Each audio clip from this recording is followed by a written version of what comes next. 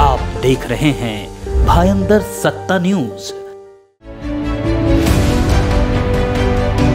ठाणे लोकसभा से भाजपा शिवसेना महायुति के उम्मीदवार नरेश मस्के, विधायक प्रताप सरनाईक के जनसंपर्क कार्यालय में एक प्रेस कॉन्फ्रेंस का आयोजन किया गया, जिसमें विधायक गीता जैन, विधायक रविंद्र फाटक, 145 भाजपा विधानसभा प्रमुख एडवोकेट रवि व्यास, कोंकण विभागीय महासचिव हेमंत म्हात्रे, आरपीआई जिला अध्यक्ष देवेंद्र शेलेकर, राष्ट्रवादी अजित गुट के संतोष पेडुरकर, राष्ट्रवादी महासचिव अरुण कदम, शिवसेना जिला प्रमुख राजू भोईर, 145 शिवसेना विधानसभा प्रमुख विक्रम प्रताप सिंह आदि उपस्थित रहे। आइए सुनते हैं क्या कहा विधायक प्रताप सरनाईक और नरेश मस्के ने। जिले के सभी पत्रकार लोगों का मैं दिल से धन्यवाद देता हूं। यहाँ पे हमारे लाडले उम्मीदवार जो है ठाणे लोकसभा के आदरणीय हमारे ठाणे महानगर पालिका के माजी महापौर नरेश जी मस्के उपस्थित है। हमारे इस विधान परिषद के जो सदस्य रह चुके हैं हमारे आदरणीय रविंद्र फाटक जी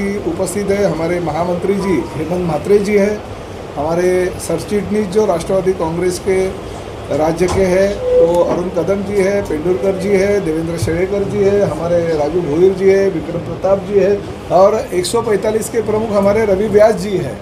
तो सभी और नरेंद्र मेहता जी और गीता जैन जी आ रहे। एक प्रवचन में हम लोग साथ में ही थे, तो प्रवचन जैसे ही ख़त्म होता है तो मेहता जी और गीता जी भी आ रहे हैं, दोनों जन साथ में ही वहाँ पे प्रवचन सुन रहे हैं। हाँ, तो हम सभी पार्टी के संदीप राणे येणार होता आला का? आ रहे हो राणे साहेबांची सभा है। तो सभी हमारे जो महायुति के घटक पार्टी के सभी प्रमुख लोग यहाँ पे उपस्थित है और सब लोगों का एक ही नारा है कि देश में हमें पूरे के पूरे 400 पार का जो नारा है वो पार करना है और हमारे लोकप्रिय और लाडले प्रधानमंत्री आदरणीय नरेंद्र जी मोदी इनको तीसरी बार पंतप्रधान के रूप में हमको देखना है। इसलिए सभी महायुति के कार्यकर्ता जो नवी मुंबई के हो, ठाणे के हो या मीरा भाईंदर के हो लगे हुए हैं। हम सभी लोगों से चर्चा चल रही है, बातें चल रही है। जो पेपरबाजी कुछ हुई थी 2 दिन पहले, हाँ गीता जी भी आइए राजू तुम गीता जी ने बता। जो पेपरबाजी वगैरह हो गई थी वो पेपरबाजी का कुछ रवि आप भाई बैठो ना, राजू दूसरी कुर्सी के नहीं ठीक है ना, राजू का कुर्सी क्या हाँ। तो पेपरबाजी वगैरह हो गई थी मगर वैसे कुछ नहीं है। आपने देखा है कि कल जो हमारे नरेश मस्के जी का फॉर्म जब भी भरा तभी वो फॉर्म भरते समय आदरणीय हमारे नेता गणेश जी नाइक जी उपस्थित थे, हमारे संजीव नाइक जो माजी सांसद है वो भी उपस्थित थे। तो ठाणे लोकसभा में ऐसे कोई गुटबाजी या ठीक है, एक बात तो सही है कि भारतीय जनता पार्टी को ये जगह चाहिए थी, कोशिश उन्होंने की, मगर युति में महायुति में किसी न किसी एक पार्टी को जगह जाती है। तो ये तो बात तय है कि कार्यकर्ता नाराज हो जाते हैं, उनको समझाने का काम नेता के रूप में हम लोगों को करना पड़ता है और हम लोग उस तरह से सभी लोगों को समझा रहे हैं और सभी लोग उस तरह से काम पे लगे हैं। ठाणे में काम तो हमारा चालू हो गया है। सोमवार के दिन महायुति की बड़ी सभा ठाणे में ली है।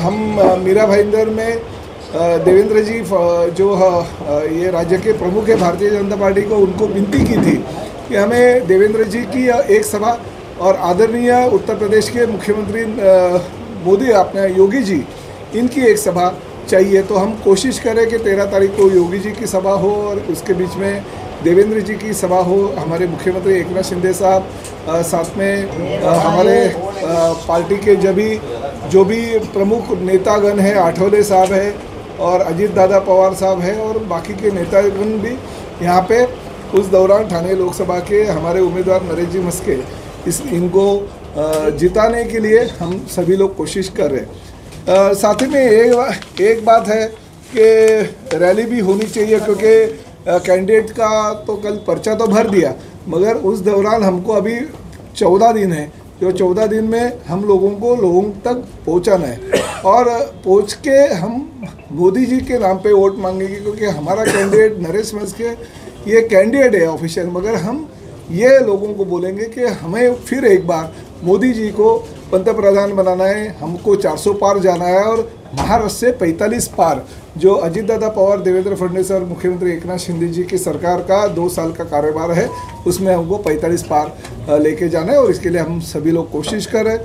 हम लोग ने 7 तारीख को 145 विधानसभा क्षेत्र जो हमारे मीरा भाईंदर क्षेत्र में आता है, जिसका नेतृत्व गीता जी कर रहे हैं, जिसके प्रमुख हमारे रवि व्यास जी है, तो उस परिसर में हम 145 विधानसभा क्षेत्र में 7 तारीख को रैली निकाल रहे हैं और 146 विधानसभा क्षेत्र जो मेरे विधानसभा क्षेत्र में आता है उसमें 11 तारीख को हम रैली निकाल रहे हैं। वो रैली का रूट जो है वो हम आपको बाद में दे देंगे। टेम्पररी रूट हमने तय किया है, मगर हम आपको बाद में ऑफिशियल दे देंगे, क्योंकि हमने एक कमेटी 10-12 लोगों की बनाई, जो कमेटी में राष्ट्रवादी के लोग होंगे, मनसे के लोग होंगे, हमारे आरपीआई के लोग होंगे, भारतीय जनता पार्टी के होंगे और शिवसेना के होंगे। ये सभी लोग मिलके तय करेंगे और उस तरह से रूट बनाएंगे। अभी रही बात नरेश मस्की की, वो तो बहुत पुराने कार्यकर्ता के रूप में, देखिए ये लोग सभी लोग यही पूछ रहे, नरेश मस्की जी को ठाणे लोकसभा क्षेत्र में, ठाणे में लोग जानते हैं मगर मीरा भाईंदर में नहीं जानते। कोई भी उम्मीदवार पहली बार जब उम्मीदवारी का पर्चा दाखिल करता है तो नया ही होता है। 2008 में प्रताप सरनाईक जब भी पहली बार विधानसभा क्षेत्र में लड़ने को आया, तभी प्रताप सरनाईक को भी कोई नहीं जानता था, मगर अभी मेरे ख्याल से सब लोग जानना चालू कर दिया। तो 15 साल में तो उतनी पहचान तो हमने बनाई, बराबर ना। जब भी संजीव नाइक थे तभी उन्होंने भी पहली बार भरा था, राजन विचारे ने भी पहली बार पर्चा भरा था, तभी राजन विचारे को कोई पहचानते नहीं थे। मस्के साहब का भी वही है, मगर वो ठाणे के महापौर रह चुके हैं, ठाणे में विकास काम की गंगा उन्होंने बहाई है। और दूसरा उनका बड़ा ये काम ऐसा है कि भारतीय विद्यार्थी सेना के माध्यम से 20-21 साल से उन्होंने पूरे ठाणे जिले का दौरा किया, संगठन की ताकत बढ़ाई, तभी वो बीजेपी अपना मीरा भाईंदर में भारतीय विद्यार्थी सेना के एक शिवसैनिक के रूप में दिघे साहब के साथ घूमते थे। जब भी सीताराम भुईर वगैरह जब ये एमएलए थे तभी वो भारतीय विद्यार्थी सेना के कार्यकर्ता के रूप में घूमते थे। तो ऐसी उनकी पहचान है, तो धीरे धीरे वो अपनी पहचान अपने कामों से देंगे। जो काम है हमारे जो मीरा भाईंदर में, तो मीरा भाईंदर पश्चिम और मीरा रोड रेलवे स्थान का जो रेलवे ब्रिज, रेलवे से यानी सेंट्रल गवर्नमेंट का जो काम है वो काम हम लोग ने लिया है। अभी तक मैं, गीता जैन और बाकी के लोग बैठ के और भी इसमें ऐड करेंगे, मगर टेम्पररी जो हमारे इनकी जो अपने लोकसभा क्षेत्र से जो काम होते हैं उसमें भाईंदर के शास्त्री नगर, नेहरू नगर और जो सॉल्ट डिपार्टमेंट है उनके जगह पे जो झोपड़ियाँ है उनका रीडेवलपमेंट, स्लम रीडेवलपमेंट के माध्यम से डेवलपमेंट करना और सेंट्रल गवर्नमेंट की उसके लिए परमिशन लाना, बराबर है। गणेश देवल नगर, जय अंबे नगर, मुर्दाखाड़ी, सदानंद नगर, मोरवा बामनदेव नगर, शिवनेरी नगर, धावगी झोपड़पट्टी, चौक झोपड़पट्टी, भाईंदर भोड़ा नगर, अंबेडकर नगर झोपड़पट्टी, नवघर का इंदिरा नगर झोपड़पट्टी और स्टेट गवर्नमेंट और सेंट्रल गवर्नमेंट की इसमें सैंक्शन लगने वाली है, तो उसके लिए सैंक्शन लेके आना। उत्तन चौथ की जो मच्छी मारी है वो विकसित करने, उसके लिए कोल्ड स्टोरेज निर्माण करने, मच्छी की प्रक्रिया केंद्र और घाऊक बाजार शुरू करणे, मासळी प्रक्रिया और एक्सपोर्ट करणे, शहरातील इस्टेट इन्व्हेस्टमेंट समस्या प्रकरणी संसदेत तसे केंद्र सरकारकडे पाठपुरावा करून गृहनिर्माण संस्था और स्थानिक भूमिपुत्र जो है जिनके पास से करोड़ रुपए अभी तक लिया गया है और लेते हैं फूट के पीछे, वो बंद करने की हमारी कोशिश है। गीता जी की भी है, मेरी भी है। पिछले टर्म पे एक बार 2017 में नरेंद्र मेहता जी ने भी लक्ष्यवेधी की थी, उनकी भी है। तो हमारी सभी लोग प्रतिनिधि की भूमिका है कि वो जिजिया टैक्स जो है वो बंद होना चाहिए, तो ये बंद करने का है। शिलोत्री की मीठागर की जो ज़मीन है उनके ज़मीनें उनको मिलनी चाहिए, मालकी शिलोत्री लोगों को, ये हमारी मांग है। तो उसके लिए सेंट्रल गवर्नमेंट के पास हम लोग पीछे लग रहे। भाईंदर पश्चिम में और भाईंदर पूर्व में एक अच्छा सा वर्ल्ड क्लास लेवल का एक क्रीड़ा संकुल बनाने का हमारा मानस है। शहर में जो जूने स्टील उद्योग है, इंडस्ट्रियल है, उसको केंद्र और राज्य सरकार के पास वो उनकी जो समस्या है वो समस्या लेके जाके उसका निराकरण करना है, जिसकी वजह से जो रोजगार है वो रोजगार शहर में बढ़ेगा। शहर में उत्तन और जो परिसर में गवर्नमेंट की, सेंट्रल गवर्नमेंट की लैंड है, वहाँ पे आईटी पार्क यानी IT पार्क हब उपारना। केंद्र और स्टेट गवर्नमेंट से जो बसेस आती है वो हमारे पास बहुत कम है, अभी सेंट्रल से आई हुई जो बसेस है, तो ये बसेस ज़्यादा से ज़्यादा लेके आके वो परिवहन ट्रांसपोर्ट सिस्टम जो है वो अच्छी तरह से घुमाने का। और उत्तन में और संजय गांधी राष्ट्रीय उद्यान में जो सेंट्रल यानी नेशनल पार्क को लग के हमारा जो एरिया उसमें अच्छी तरह से डेवलपमेंट करके वो पर्यटन क्षेत्र घोषित करने का हमारा मानस है। ये तो इनके जो मैनिफेस्टो है उसमें तो सब आ जाएगा, मगर ये मैं जो टेम्परेरी हमारे पास जो लोगों की समस्या अभी तक आई है वो मैंने ये उतारी है। महापालिका के जो स्कूल है वो अच्छी तरह से निर्माण करने का, भीमसेन जोशी रुग्णालय में अच्छी तरह से और डेवलप हो जाए। नए हॉस्पिटल का निर्माण किया है, 134 करोड़ रुपया मुख्यमंत्री एकनाथ शिंदे साहब ने गीता जी को दिया कैंसर हॉस्पिटल के लिए। तो हम तो हॉस्पिटल निर्माण कर रहे हैं, मगर पुराना भी हॉस्पिटल जैसे गीता जी कोशिश कर रहे बहुत सालों से, वो भी अच्छी तरह से डेवलप होना चाहिए, अच्छी सुविधा उनको मिलनी चाहिए। भाईंदर और मीरा रोड स्टेशन में जो सुशोभीकरण है उसका काम पूरा जल्दी से जल्दी पूरा करके लोगों को फ़ायदा उससे मिले, और भाईंदर पश्चिम और मीरा रोड के बाहर का जो एरिया है उसको सेटिस के माध्यम से अच्छे तरह से करने। दहीसर और मीरा भाईंदर के आगे वसी और वसी पश्चिम का जो खाड़ी किनारा का जो ब्रिज है उसमें सेंट्रल गवर्नमेंट से फंड लेके आके वो ब्रिज का काम पूरा करना, और केंद्र शासन से स्मार्ट सिटी में इस शहर का निर्माण करना। अभी इसमें बहुत सारे ऐसे काम हैं जो गीता जी पिछले 5 सालों से कोशिश कर रहे। कुछ जो कोशिशें हैं उनको वहाँ पे स्टेट गवर्नमेंट से भी उनको परमिशन मिली है, कुछ फंड्स भी मिला है, मगर जो बचे हुए काम रहेंगे वो काम हम लोग पूरा करेंगे। मगर साथ में ही हमारी ये कोशिश रहेगी कि जो लंबे पल्ले की गाड़ी है जो देश के हर कोने से मीरा रोड और भाईंदर में आती है, तो उनको मीरा भाईंदर में रोकना चाहिए, उसका स्टॉप होना चाहिए कम से कम 2 या 3 मिनट का है। तो ये हमारी कोशिश है, और उसके लिए सांसद के रूप में हमें बहुत ही कोशिश करने, और मेरी तो विनती यही रहेगी, तो पहला काम तो आप वो करो, और दूसरा काम यह है मीरा रोड और भाईंदर रेलवे स्टेशन जो है वो अत्याधुनिक, जैसे ठाणे स्टेशन बनने जा रहा है, जैसे बोरीबंदर स्टेशन बनने जा रहा है, जैसे देश के विभिन्न भागों में 360 रेलवे स्टेशन अच्छी तरह से डेवलप हो रहे, उसी तरह से मीरा रोड और भाईंदर का रेलवे स्टेशन हाईटेक हो जाए, ताकि उस स्टेशन को देखते हुए भी लोग खुश हो जाए, और उतना सुविधा जो लोगों को मिलती है इंटरनेशनल लेवल की वो वहाँ पे मिलनी चाहिए, हमारी धारणा है। तो ये सब चीज़ें जो है काम है, हम हमारे जो भविष्य होने वाले हमारे सांसद है नरेश जी मस्के, इसके माध्यम से हम सभी महायुति के कार्यकर्ता और नेता ये करने की कोशिश करें। मैं आप सभी को विनती करता हूँ कि आप सभी ने विकास के काम में हमेशा साथ दिया। मीरा भाईंदर की जो शांतता है, भाईचारा है, वो कायम रखने की कोशिश पत्रकारों के माध्यम से भी हो चुकी है। पत्रकारों का भी उसमें बहुत बड़ा योगदान है।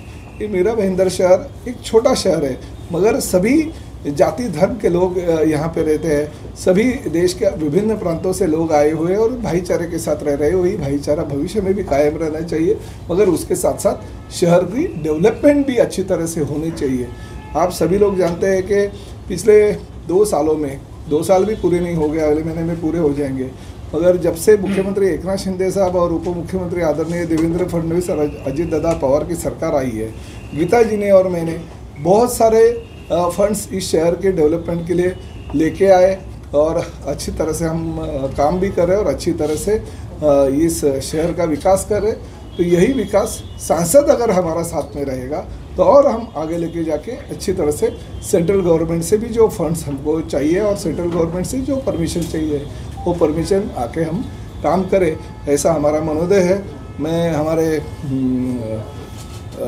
जो हमारे उम्मीदवार हैं उनसे एक विनती करना चाहता हूँ कि आप भी आपके माध्यम से लोगों को अपना परिचय दें। मैं नरेश मस्के यहाँ थाना लोकसभा से शिवसेना, भाजपा, राष्ट्रवादी, मनसे से आरपीएफ युति से चुनाव लड़ने के लिए उम्मीदवार के तौर पे यहाँ खड़ा हूँ।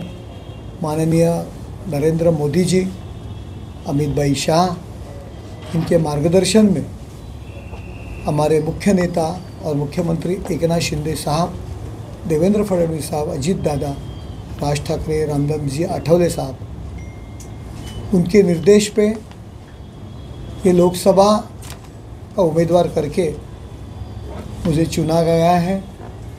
आणि या सर्वांमध्ये या ठिकाणचे आमदार प्रतापजी सरनाईक साहेब, गीताताई असतील, या ठिकाणी उपस्थित रवींद्र फाटक असतील, रवी व्यासजी आहेत, हेमंतजी आहेत, नरेंद्रभाई मेहता आहेत, किशोरजी आहेत, देवेंद्रजी आहेत, या ठिकाणी आमचे सर्व राजीव भोईर आहेत, अरुण कदम आहेत, मांजरेकर आहेत, या सगळ्यांच्या शेलेकरजी घेतलं, या सगळ्यांच्या मार्गदर्शनाखाली या विभागामध्ये आज मी आलेलो आहे। फार कमी दिवस आहेत, और कम दिनों में, कम गेंदों में मेरे को मैच जीतने का है। तुमच्या सगळ्यांचं सहकार्य आणि शुभेच्छा या फार महत्त्वाच्या आहेत। ठाणे महानगरपालिका क्षेत्रामध्ये गेले 4 टर्म नगरसेवक, सभागृह नेता, स्थायी समिती सभापती आणि महापौर म्हणून मी काम केलेलं आहे। मीरा भाईंदरमध्ये मी पूर्वी जेव्हा नगरपालिका होता तेव्हा शिवसेनेचा एक प्रतिनिधी म्हणून या ठिकाणी धर्मवीर आनंद दिघे साहेबांच्या आदेशानुसार निवडणुकांमध्ये मी हेमंतजींना या गोष्टी माहिती आहेत, या ठिकाणी मी यायचो। त्यानंतर दिघे साहेबांच्या निधनानंतर सुद्धा ज्यावेळी सीताराम भोईरांची जी निवडणूक दिघे साहेबांची जेव्हा होते त्यावेळी सीताराम भोईरांच्या निवडणुकीमध्ये सुद्धा ज्यावेळी त्यांचा विजय झाला होता ते शिवसेनेचा एक संघटक पदाधिकारी म्हणून सुद्धा या ठिकाणी मी असायचो।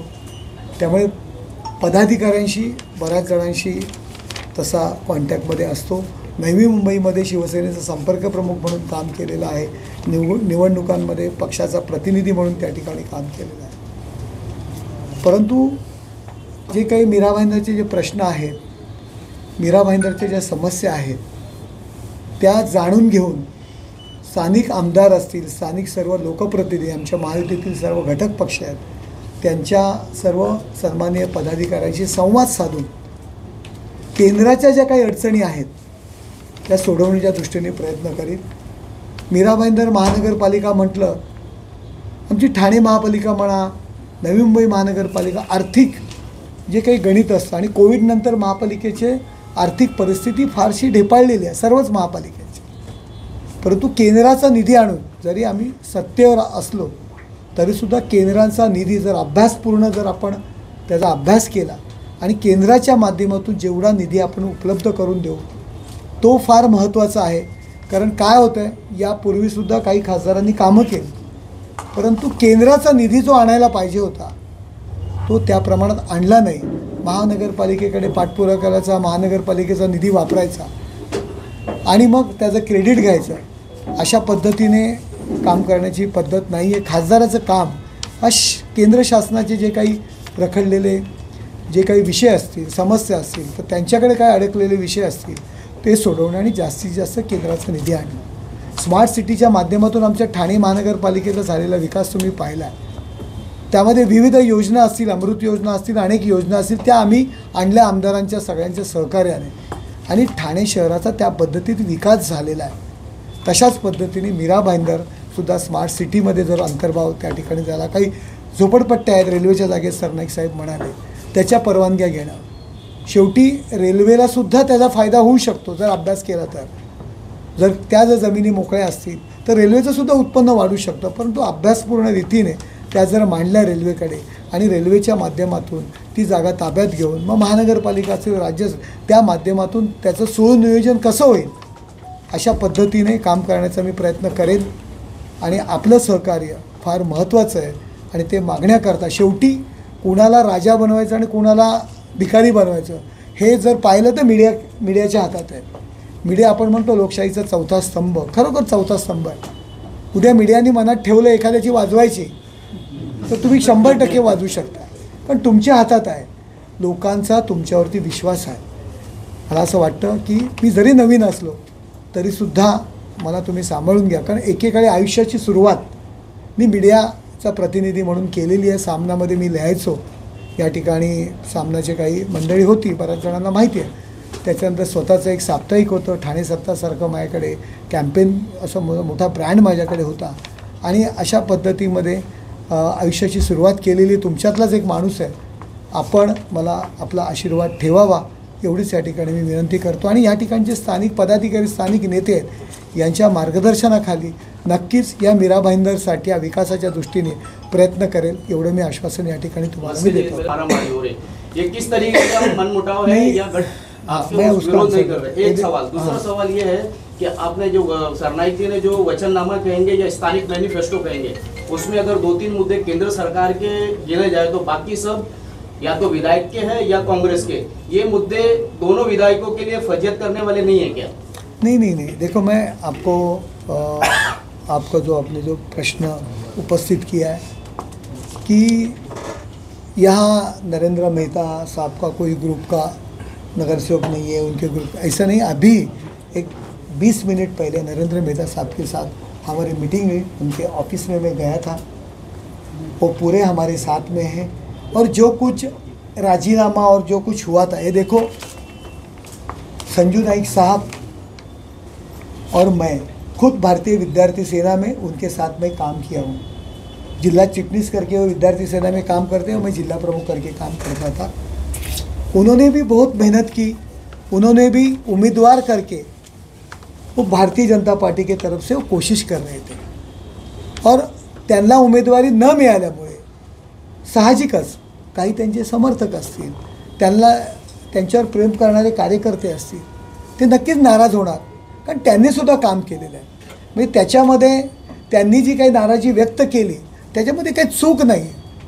त्यांच्या पक्षाला तिकीट मिळावं असं त्यांचं म्हणणं. पण महायुती आहे, या महायुतीमध्ये शेवटी पक्षाचे नेते निर्णय घेत असतात आणि त्यानुसार या ठिकाणी शिवसेनेला उमेदवारी दिली, शिवसेनेने आशीर्वाद मला दिला.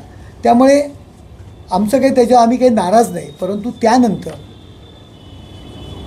तुम्ही काल पाहिलं असेल, माझा फॉर्म भरण्याकरता पालकमंत्री गणेश नाईक साहेब स्वतः उपस्थित होते, संजू नाईक स्वतः उपस्थित होते, संदीप नाईक स्वतः उपस्थित होते. त्यामुळे आणि त्यांनी मीडियाशी काल बोललेले आहेत की माझी आमची ठीक आहे, जी नाराजगी होती ती आम्ही गेलेली आहे आणि कार्यकर्त्यांमध्ये ज्या काही गोष्टी असतील ते नक्कीच आम्ही त्याचं निराकरण करू, हे स्वतः गणेश नाईक साहेबांनी सांगितलेलं आहे. शेवटी आमचा उद्देश नरेंद्र मोदीजी यांना पंतप्रधान करणं आहे. आज या उलट आजूबाजूच्या पण काही जागा आहेत की ज्या ठिकाणी आम्हाला वाटत होतं आमच्या पदाधिकाऱ्यांना मिळाव्या, आमच्या पक्षाला मिळाव्या, भिवंडी असेल, पालघर असेल, आमच्याही कार्यकर्त्यांनी थोडासा रोष व्यक्त केला. शेवटी कार्यकर्ता हा आपल्या नेत्याला मोठा करू पाहत असतो आणि नाराज होतो. त्याच्यामुळे आम्हीसुद्धा त्याच्यावरती काही आम्हाला वाईट वाटलेलं नाही. आणि जे काही धक्काबुक्की झाली, एवढा प्रचंड गर्दी होती, चारही बाजूला माणसं जर तुम्ही बघाल की पूर्णपणे किंवा 15 ते 20 हजाराच्या वरती माणसं फॉर्म भरण्याकरता होती. धक्काबुक्की कुठेतरी जाताना झाली असेल, धक्काबुक्की होते. शेवटी आपण काही शिस्त बघा, एखाद्या उमेदवाराचा फॉर्म भरायला जातो ते एक ऊर्जा असते, ती शक्ती असते. तरुण मुलं होते, धक्काबुक्की झाली, म्हणून त्याच्यामध्ये काय मारामारी आणि ह्याचा होण्याचा विषय, धक्काबुक्की झाली. कार्यकर्त्यांनी प्रत्येकाला पुढे जायचं असतं, नाचायचं असतं, धक्का देऊन दुकान नेत्यांसमोर थोडंसं स्वतःला इस्टॅब्लिश करायचं असतं आणि तशा पद्धतीचा करताना धक्काबुक्की झाली असेल. परंतु शेवटी कार्यकर्ते आहेत, कार्यकर्त्यांमध्ये थोड्याफार गोष्टी होतात, तर तिथल्या तिथे तो विषय संपलेला आहे. दुसरा असा विषय की सगळेच प्रश्न सेंट्रल गव्हर्नमेंटशी, मला तर वाटतं मॅक्झिमम गोष्टी आहेत त्या सेंट्रल गव्हर्नमेंटशी संबंधित आहेत. जर राज्य शासनाच्या अखत्यारीत असतात आतापर्यंत हे विषय सुटले असते. सरनाईक साहेब असतील, गीता जैन असतील, हे कार्यक्षम आमदार आहेत. आपण जेव्हा मीरा भाईंदरमध्ये आज आपण फिरतोय, मीरा भाईंदर महानगरपालिकेची परिस्थिती एवढी नव्हती की एवढे सगळे सिमेंटचे रस्ते बनवू शकतात. केवळ प्रताप सरनाईक साहेब असतील, गीता बहन असतील, यांनी मेहनत केल्यामुळे एवढा प्रचंड निधी शासनाच्या माध्यमातून उपलब्ध झाला आणि मीरा भाईंदर खऱ्या अर्थाने विकसित होण्याच्या मार्गावर आहे. यापूर्वी मी मीरा भाईंदरमध्ये येत होतो, डांबरी रस्ते होते, कशी परिस्थिती होती मला माहिती आहे. परंतु केवळ ह्या आमदारांमुळे शासनाचा निधी आणला म्हणून याचा विकास झालेला आहे हे सुद्धा आपण सगळ्यांनी लक्षात घ्यायला पाहिजे. किती बरेचसे प्रश्न या ठिकाणी आहेत की बाबा ते सगळे जवळजवळ मॅक्झिमम विषय हे केंद्राशी संबंधित आहेत. शहर के विकास के लिए आप शहर के विकास के लिए बहुत अच्छी संकल्पना लेके आए हैं. ठाणे लोकसभा का ऐसा इतिहास रहा है कि जो भी सांसद हुआ है वो नवी मुंबई या ठाणे का हुआ. तो जो अपना शहर का एक लगाव रहता है वो देखने को नहीं मिला है. ठीक है, चुनाव के पहले सब लोग इस तरह कहते रहे, तो आपसे क्या ऐसा उम्मीद किया जाए, ये मीरा भाईंदर उम्मीद करे कि अपना शहर देख के विकास करेंगे? ये देखो, उम्मीद तो रखना चाहिए. अगर मैं वो क्षेत्र से जाता हूँ, मैं लोकसभा का उम्मीदवार करके, लोकसभा का खासदार करके मैं जा रहा हूँ, तो मुझे मालूम होना चाहिए मैं लोकसभा के लिए खड़ा हूँ तो मुझे मालूम है कि मैं ये 6 विधानसभा का सांसद हूँ, ये 6 विधानसभा का मैं प्रतिनिधित्व करता हूँ. तो वो विधानसभा का, वो शहर का जो कुछ प्रश्न है उससे तो मुझे लगाव रखना ही चाहिए. इसका एक जवाब मैं भी देता हूँ.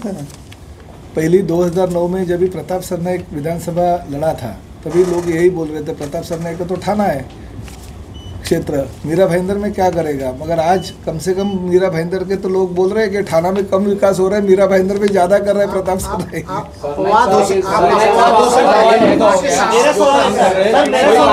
का दावा अब ये करने वाले. अरे मतलब यार एक सब लोग तू ही पूछेगा तो बाकी के लोगों को चांस दे रहा हो. अरे भाई तेरा ले. सर मेरा सवाल ऐसा है कि आपकी उम्मीदवारी घोषित करने में पहले ही देरी हो चुकी है और ऐसे में कार्यकर्ताओं की नाराजगी, तो आप अब प्रचार करने पर ज्यादा ध्यान देंगे या कार्यकर्ताओं की नाराजगी दूर करने में, तो किस में आपको ज्यादा ध्यान देने की जरूरत है? इसी में सर एक ऐड कर देता हूं कि आपकी पहली प्रेस कॉन्फ्रेंस पर भाजपा जिलाध्यक्ष अनुपस्थित है. भाजपा जिलाध्यक्ष अनुपस्थित. अरे बाबा, महामंत्री यहाँ पे है, जिलाध्यक्ष ऐसे नहीं है, ऐसे कुछ नहीं. देखिए सबको आज एक मिनट इसमें मैं बात करता हूँ अमित जी, इसमें मैं बात करता हूँ. देखिए हर एक जो किसी भी पार्टी का प्रमुख हो उसको कुछ ना कुछ काम होते. भाजपा का जिलाध्यक्ष कल फॉर्म भरने के लिए भी सुबह से बेचारे शाम तक वहीं ठाना में थे. आज भी उनसे मेरी बात हो गई. मगर क्या होता है कि देखिए मैंने आज दोपहर को तय किया, आपको भी जब भी या क्योंकि आज उनको मैंने टाइम निकालने को बोला क्योंकि मीरा भाई ठाना में सब लोग जानते हैं मगर नवी मुंबई और मीरा भाईंदर में कम लोग जानते हैं. इसलिए मैंने उनको रिक्वेस्ट किया कि आज शाम को आप मीरा भाईंदर के लिए दे दीजिए. तो हम नरेंद्र मेहता जी को मिले, गीता जी को मिले, रवि व्यास जी को मिले और बाकी अरुण कदम है, हमारे रविंद्र शेड़ेकर, इनको विनती की कि 8 बजे इधर बाबा हम प्रेस वालों को बुला रहे हैं, हम लोग यहीं पे मिलते हैं. अभी किसी के पास टाइम रहता है, किसी के पास नहीं रहता. मगर आपको एक बात मैं बोल देता हूँ, 7 तारीख को जो हमारी रैली है, रैली में आपको एक भी ऐसा इंसान नहीं या एक भी कार्यकर्ता नहीं दिखेगा उसमें ये आप बोलने को चांस नहीं मिलेगा कि ये है और ये नहीं है. सभी के सभी, और आपको जो उम्मीद नहीं है वो लोग भी आके मिलेंगे. ये देखो मैं आपको उम्मीदवार है और भाजपा जिलाध्यक्ष को इससे सुनो कल आए थे ना, सुनो छाप पूछ ही नहीं रहे थे कि कल आए. सुनो मेरा सुनो, कल क्यों आए फिर? नहीं भाजपा आ गए ना, हो गया. तू बैठ तेरा हो गया तो नहीं कल का देखो मेरे पास फोटो है, मेरे पास. अरे वो पॉजिटिव, अबे यार पॉजिटिव बातें सुनो. 14 दिन और 400 पार कैसे खेलेंगे आप इन्हें? हाँ, ये ऐसा सवाल करो. ये देखो क्या है, आपका सवाल का एक लाइन में मैं उत्तर देता हूं. कल हेमंत जी थे, भाजपा का जिला अध्यक्ष थे, भाजपा के प्रमुख कार्यालय में हमारे मीटिंग हो गई, हमारे सब कमिटीज बनी, हेमंत जी उसके साक्षीदार है, वो हमारे साथ में थे. आप देखो, आप सोशल मीडिया पे जाएंगे तो भी देखो. और आप अपने बोला है कि 14 दिन और 400 पार. ये देखो हमारी जो पार्टी है, शिवसेना रहेंगी, भाजपा रहेंगी, मनसे रहेंगी, राष्ट्रवादी रहेंगी, रिपाई रहेंगी, 365 दिन काम करने वाले कार्यकर्ते रहते हैं. 24/7 हम लोग काम करते हैं. हम लोग सिर्फ इलेक्शन के टाइम खड़े नहीं होते कि बाबा देखो हमारे पार्टी, हमारे आमदार, हमारे जो पदाधिकारी है 24/7 लोगों के लिए खड़े रहते. कार्यकर्ताओं के बलबूते के ऊपर, कार्यकर्ताओं के काम के ऊपर हम लोगों तक पहुंचेंगे. ये लोकसभा का इलेक्शन है, महानगर पालिका का इलेक्शन नहीं है. कार्यकर्ता हमारे काम करते हैं और वही लोग हमको जीत के लाते हैं. उनके कार्यकर्ता के बलबूते के ऊपर हम लोग जीतेंगे. लेकिन काफी कठिन है क्योंकि सामने राजन विचारे ऐसा लोगों का मत है. अभी मैं उसका भी आंसर दूंगा. ये देखो हाँ देते. इसको ऐड कर रहा हूँ सर. आपने बोला छोटे समय में आपको मैच जीतना है, सर आपके ऑपोजिट जो दूसरी टीम है वो हर 5 साल के बाद वर्ल्ड कप जीतती आई है, उसको आप कैसे लेंगे सर? अभी सुनो, जो राजन विचारे अब खड़ा है, मैं किसी के ऊपर इंडिविजुअल नहीं कहना चाहते थे। राजन विचारे अब तक जो जीता है ना, तो ये लोग साथ में है ना, प्रताप सरनाईक रहेंगे, रविंद्र फाटक रहेंगे, नरेश मस्के रहेंगे और एकनाथ शिंदे साहब, गीता जैन रहेंगे या रवि व्यास जी रहेंगे, हेमंत जी रहेंगे, उनके बलबूते के ऊपर वो जीता है। राजन विचारे जो जीता है, हम लोगों ने देखो, हम लोगों ने उसका पर्ची बांटा है, हम लोगों ने उसका फ्लेक्स लगाया है, हम लोगों ने झंडा किया, उसका नियोजन करने का काम हम लोगों ने किया है। वो खुद के ऊपर नहीं जीता है। अभी जो उसके लिए काम कर, एकनाथ शिंदे साहब का जो सपोर्ट रहता था उसके ऊपर जीता है। आज उनके साथ एकनाथ शिंदे नहीं है, प्रताप सरनाईक नहीं है, रविंद्र फाटक नहीं है, नरेश मस्के नहीं है, गीता जैन नहीं है। राजन विचारे हमारे कार्यकर्ताओं के मेहनत के ऊपर जीता है। नहीं, उनके पास नरेंद्र मोदी जी भी नहीं है और नरेंद्र मोदी जी भी नहीं है। मस्के जी, मीरा भाईंदर शहर है, ये हिंदी भाषिक यहाँ पर ज्यादा रहते हैं। जैसे प्रताप सरनाईक जी ने कहा कि यहाँ पर आदित्यनाथ योगी जी की सभा होने वाली है। 9 तारीख को तेजस्वी यादव यहाँ पर आ रहे हैं, जैसे ठाकरे गुट के उम्मीदवार है राजन विचारे जी के प्रचार को। कितना फर्क पड़ेगा? उत्तर भारतीय वोट किधर जाएंगे? आपके पास जाएंगे या विचारे जी के साथ भी जाएंगे? ये देखो, नरेंद्र मोदी जी के साहब जो है अपने पंतप्रधान, पूरा हिंदुस्तान उनके ऊपर प्यार कर रहा है। उनकी हैट्रिक जो करने की है, वो हैट्रिक करने में हर एक को शामिल होने के लिए, इसीलिए सब लोग हमारे साथ रहने वाले हैं, उनके साथ कोई भी नहीं रहने वाला। सर, मीरा भाई ऐसे कौन से काम थे जो करना चाहिए था, जो उनकी कॉन्स्टिट्यूंसी में नहीं हुए, आप बता सकते हैं? देखो, आप लेवल पे नहीं है अभी। पहली तो बात है, ये अभी तो प्रेस कॉन्फ्रेंस और ये चीज़ें जो है मस्के साहब की होती रहेगी बार बार। मैं आपसे सभी से विनती करता हूँ, आप लोग आए यहाँ पे, हमने पहचान कराने के लिए नरेश जी को यहाँ पे बुलाया था। आपने जो इतनी बड़ी संख्या में यहाँ पे आए, महायुति की ओर से, हम सभी पार्टी की ओर से आपको धन्यवाद। जय हिंद, जय महाराष्ट्र, वंदे मातरम। आप देख रहे हैं भायंदर सत्ता न्यूज।